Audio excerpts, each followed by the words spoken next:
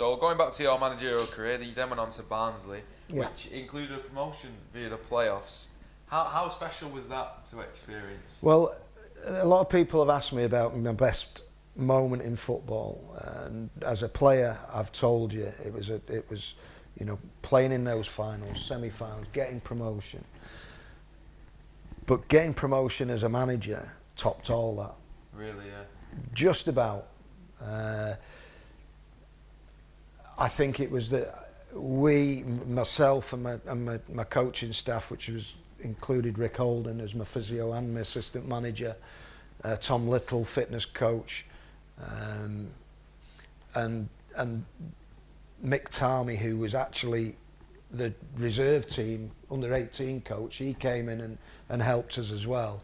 And I think the players taking on board what you wanted to do, your vision for the team, how we wanted to play, and that coming to a head where you've gained promotion, that just meant that little bit more to me than actually gaining it as a player.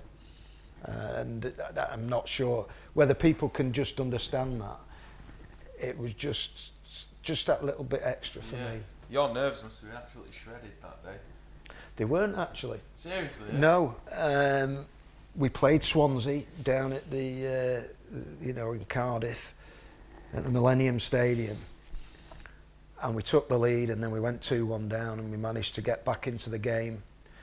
And one or two of the lads were running on empty. Bobby Hassel had pulled his calf, he was hobbling around, and we couldn't change because we'd used our subs. And we got away with one right at the end. We got away with a chance that I thought that this is it, they're going to score. And they managed by somehow to miss it. And when it came to penalties, I knew we would beat them. You knew? I'd turned to Rick, and you can ask this if you ever get him in. And I just said, we've won it. Really? Yeah, we were fantastic at penalties. We had 5, 6, 7 that I knew would score, no doubt. Didn't know what they were like. But we also had Nick Colgan in goal, and he was a fantastic penalty saver as well. We knew that I knew he would save one. Wow. At least. And I actually turned to Rick, as I say, and I just said, right, we've won it. Wow.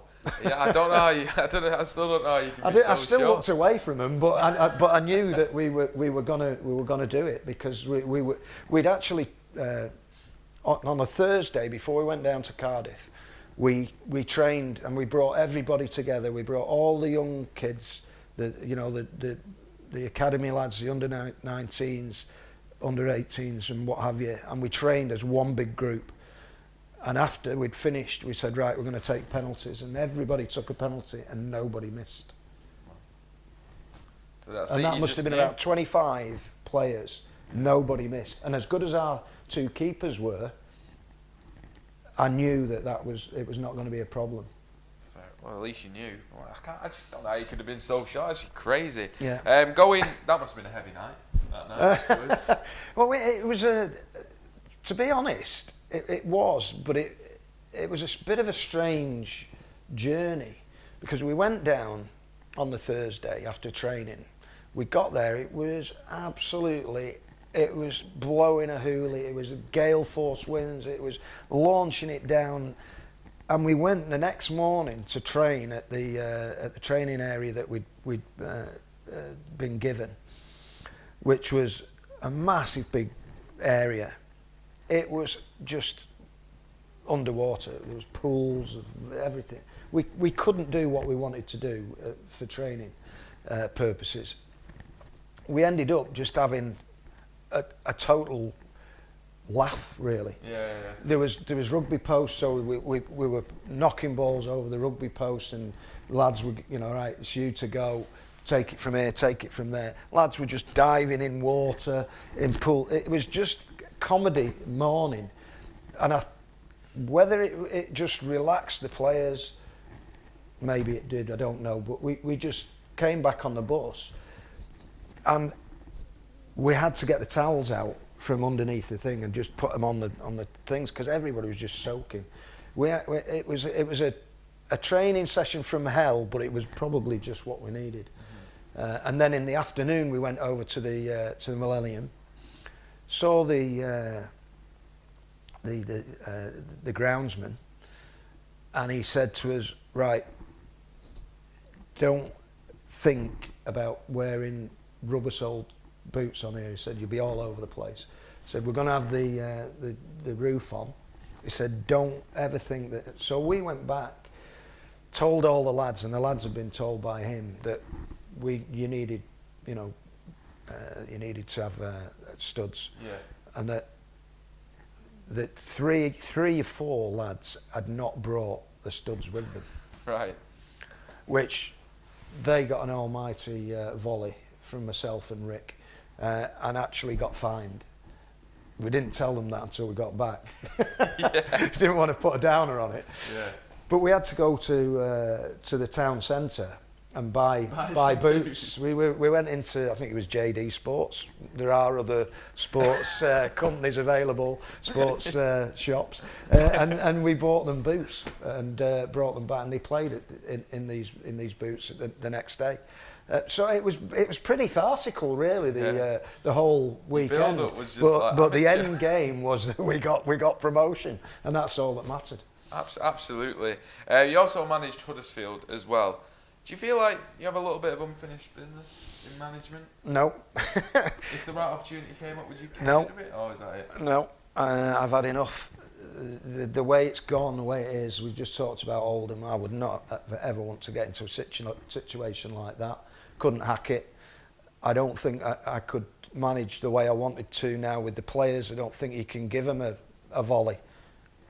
I just don't think you can, and some of them go into the shells. I just see it's gone completely alien to what I would be wanting to do.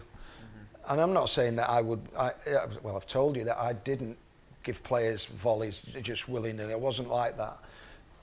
But when it's needed, I think you've got to do it. And whether they can take it and whether you're allowed to speak to them the way I want to speak to them is questionable nowadays as well.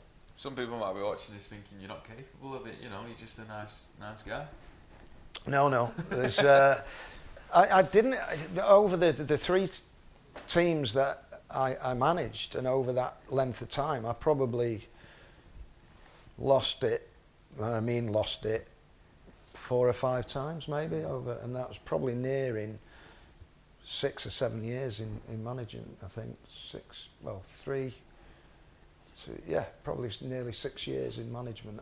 I didn't really go ballistic that often.